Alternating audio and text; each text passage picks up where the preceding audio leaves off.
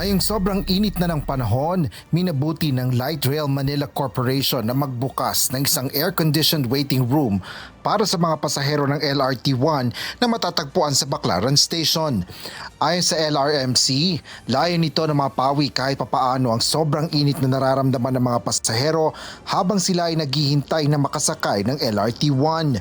Ayon kay LRMC President and Chief Executive Officer Enrico Benipayo, unang hakbang pa lamang ito at plano pa nilang magpatayo ng karagdagan nito sa iba pang mga istasyon.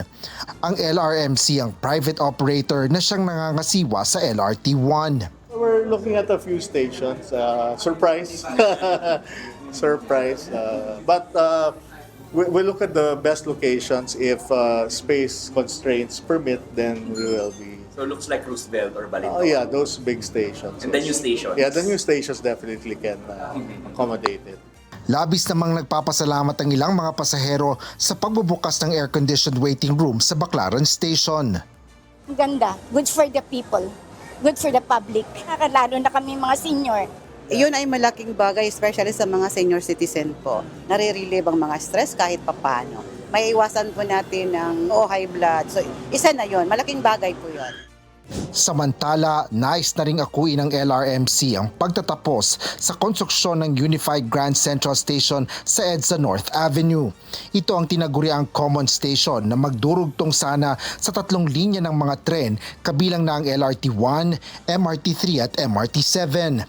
Batay sa orihinal na plano, layo ng proyekto na gawing mas accessible ang paglilipat-lipat ng mga pasahero sa tatlong linya ng tren. Nauna nang ipinatigil ng Department of Transportation ang konstruksyon ng Unified Grand Central Station dahil sa matagal na pagkakatenga ng proyekto.